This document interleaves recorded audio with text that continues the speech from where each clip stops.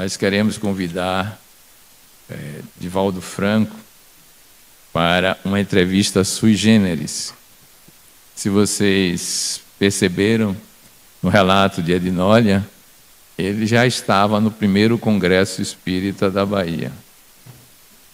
E está no 20º Congresso Espírita da Bahia.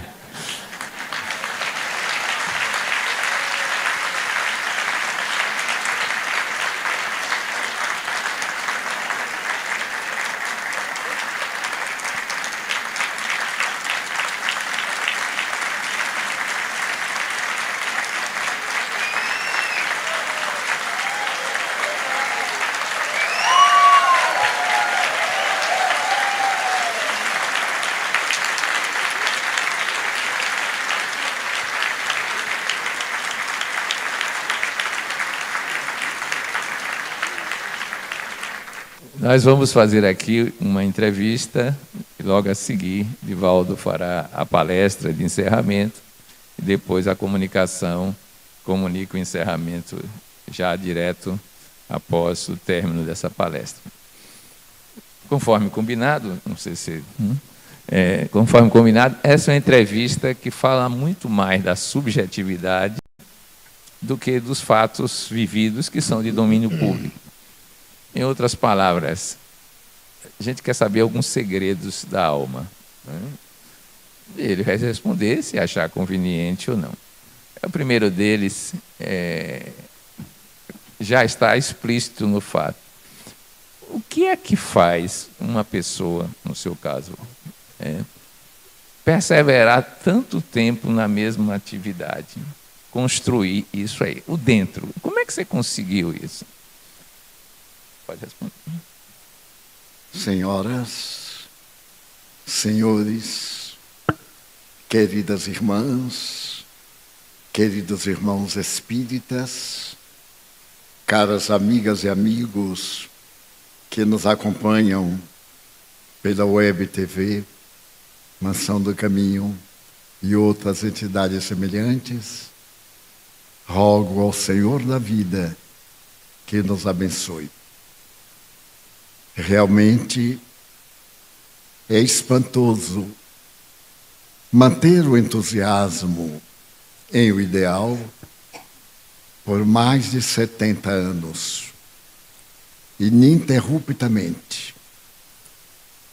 É necessário que a motivação seja muito forte e atenda às necessidades imensas do processo evolutivo.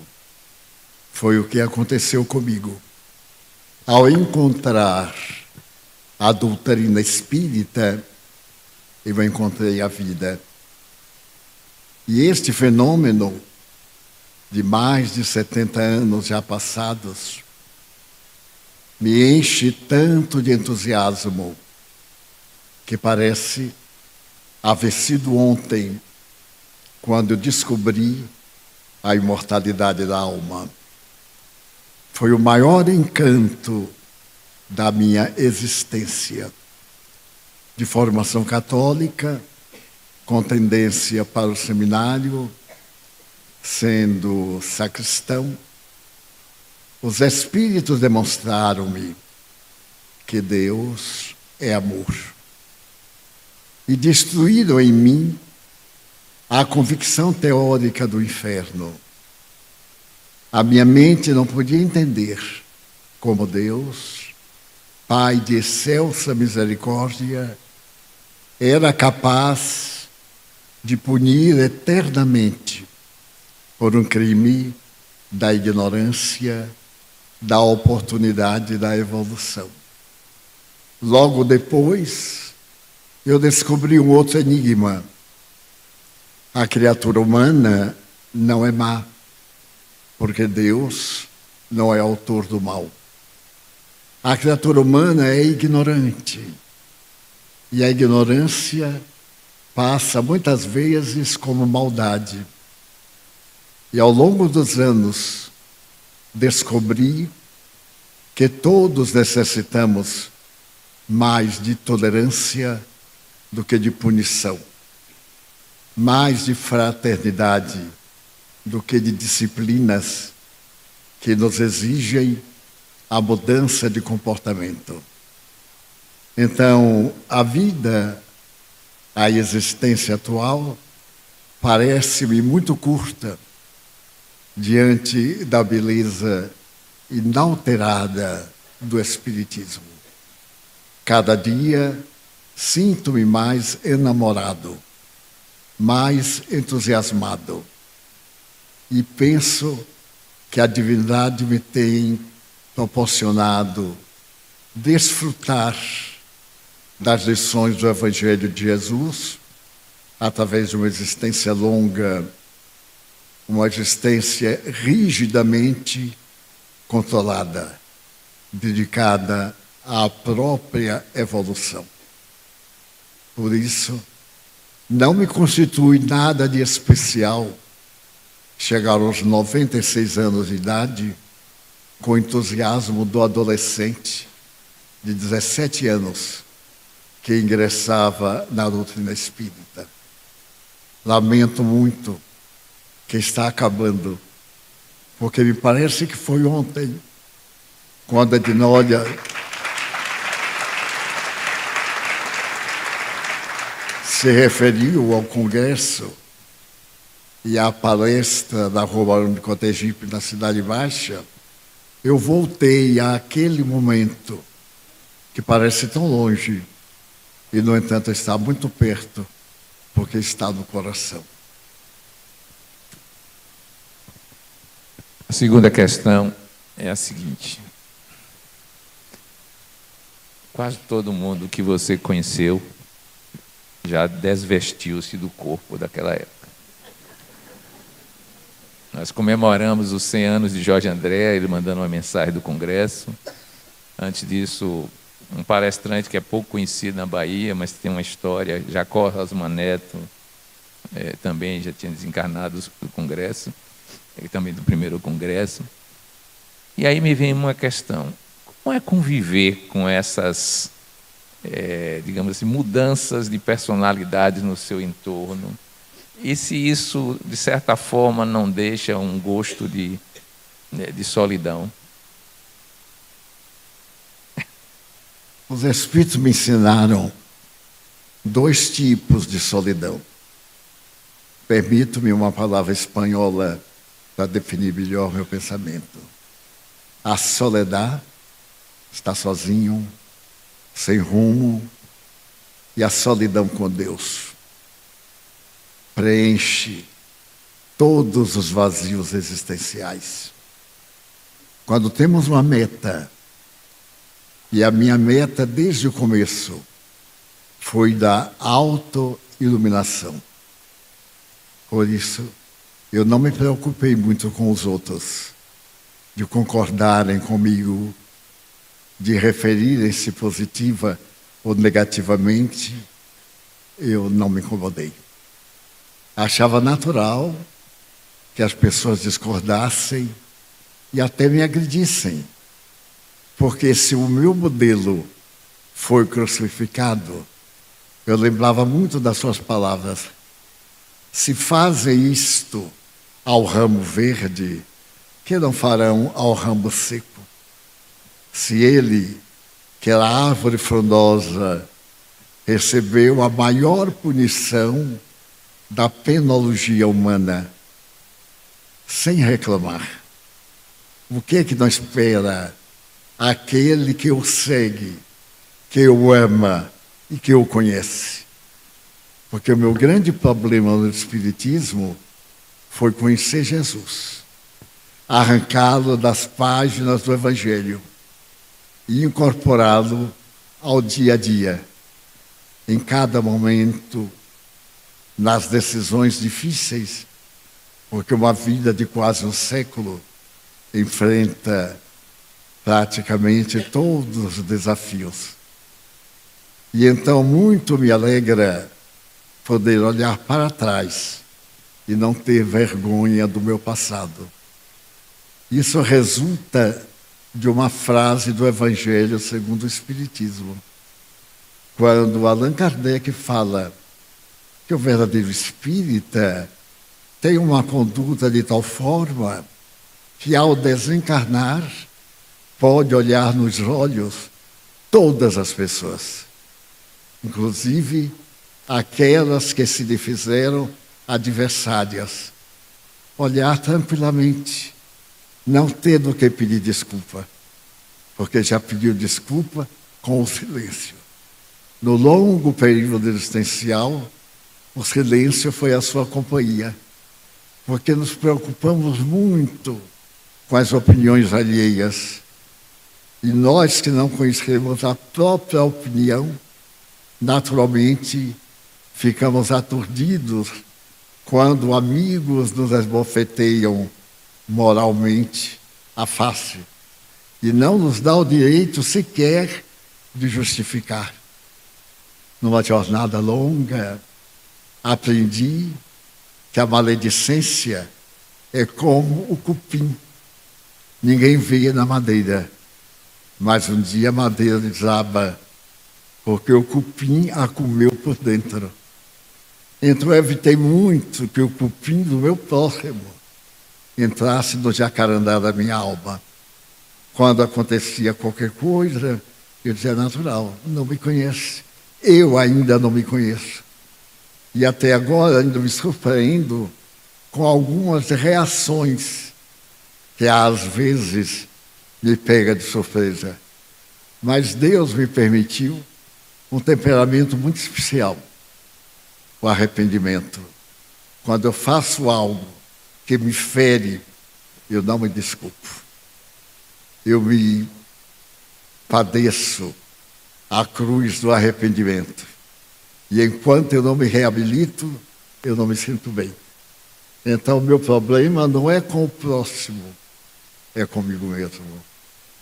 Daí, esta aparente solidão é enriquecedora. Nos 2 últimos anos, eu tenho esperado muitas doenças. Doenças não diagnosticadas. Eu estive com 16 médicos e não tenho diagnóstico. No entanto, estou doente. Fiz 4 check-ups. Ao terminar, para fingir tão bem, porque depois que eu tive Covid-19, eu perdi completamente as forças. Eu sou incapaz hoje de caminhar 100 passos. É como se eu caminhasse 300. Então eu transformei a minha mente numa realidade. Eu fico deitado o tempo todo e faço tudo mentalmente. Porque a mente, o dínamo do cérebro, é capaz de, através da imaginação, realizar todas as tarefas de amor a que nos vinculamos. Então, confesso, não sinto solidão. Eu preencho a alma de alegria, de pequenas coisas e da própria mediunidade. Gostaria de aproveitar para pedir aos médiuns: amem a mediunidade. Compreendam que é uma ponte que Deus nos dá para entrarmos em comunhão com o mundo transcendente. A mediunidade é um país que nós devemos ir com muita frequência à parte superior desse país, que é a fraternidade. Somente para dar ideia de como é cheia a vida de um médium quando se dedica, que há tempos, depois do problema da Covid, eu fiquei afônico. Eu tinha uma voz tonitruante. Então fiquei afônico, mas não desanimei. Continuei falando com um pouco de dificuldade e com muitas dores na garganta. E então, pessoa amiga me levou a uma especialista para fazer treinamento de voz, me recuperar. Uma médica extraordinária, espírita, como é natural. E então ela passou os exercícios. Eu os achei um pouquinho ridículos, mas era para fazer. Como eu sou realmente sozinho, a minha sala de dormir é solitária, então eu não queria que ninguém da mansão, porque eu moro numa casa coletiva, e morar numa casa onde estão mais de 400 pessoas não é fácil. As opiniões são curiosas, ainda mais quando está doente. Até os gatos receitam remédio para a gente. E eu, por hábito, não tomo. Só tomo remédio orientado pelo médico ou pelos espíritos.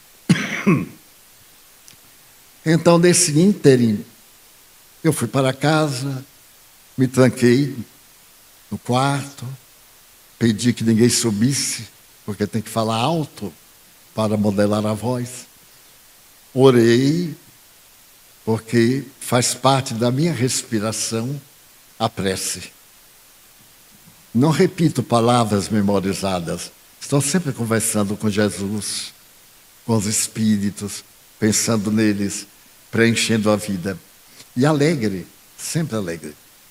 E então, nesse dia, eu me sentei numa cadeira na minha saleta e comecei. Quando eu fiz o primeiro exercício, horrível. Parecia um garoto, imagine uma pessoa de 90 anos.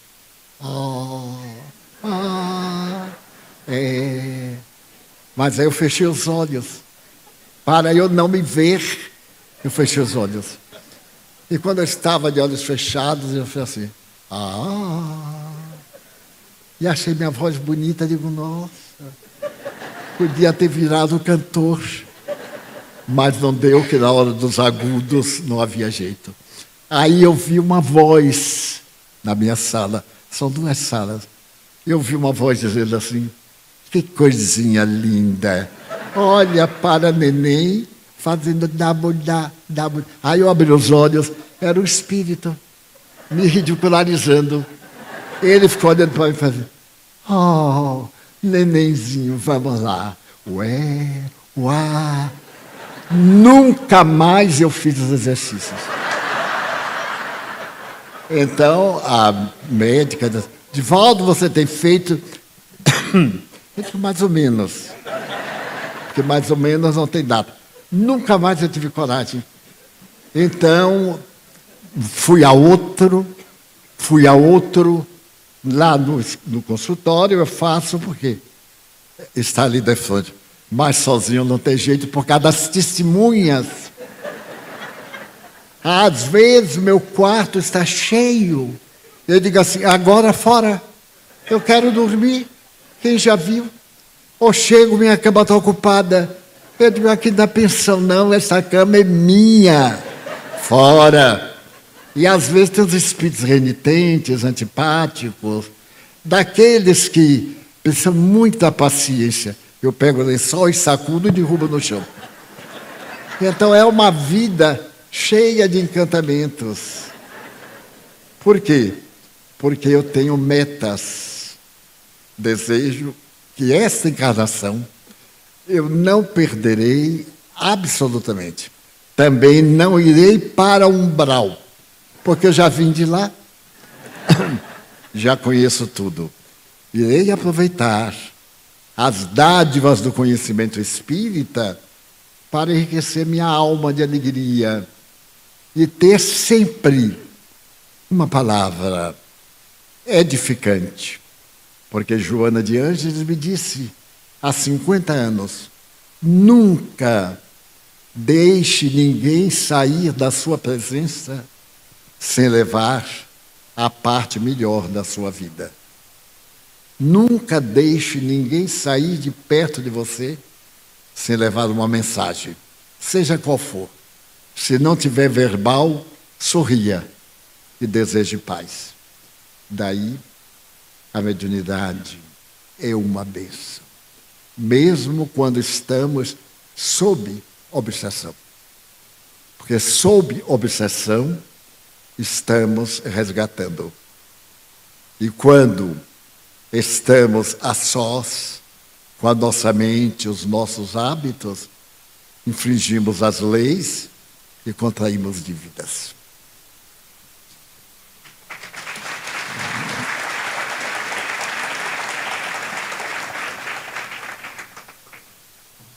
Agora, uma pergunta bem secreta. Você que convive com personalidades como Rabindranath Tagore, Victor Hugo, já esteve Teresa d'Ávila também, e Catarina de Siena. Isso a gente vê na literatura mediúnica, eles lhe aparecem. Né? Já recebeu mensagem de Francisco de Assis, que Chico Xavier psicografou, bilhete de sua voz que eu vi num texto, eu vasculhei a vida dele. Você deve ter tido um momento assim que diz, não, isso é o paraíso. Qual foi assim alguém disse, momento estelar da sua vida? No dia que você se sentiu o máximo. Viveu o máximo. Eu não fiz esse complexo da falsa humildade. Procurei ser muito autêntico. Ser como sou. Eu sou aqui o que sou dentro de casa, lá na mansão. E sou uma pessoa que mora com as testemunhas. Porque dentro de casa nós temos 6, 8, 10 senhoras, amigos que vão passar dias, visitantes. Nunca a Mansão do Caminho está vazia de pessoas. De espírito não se fala, mas de pessoas. Sempre estamos com muitas testemunhas. Tudo o que fazemos lá é público, mesmo que as portas estejam fechadas. E digo aos amigos, não me imitem. Cada um deve ter um modelo, e esse modelo é Jesus. Porque nós, criaturas humanas, somos modelo transitório quando estamos bem de saúde, quando as finanças ajudam, quando os desejos se concretizam, quando aprendemos a ouvir não e não nos incomodamos, compreendemos que aquele momento é não, outro momento talvez seja diferente.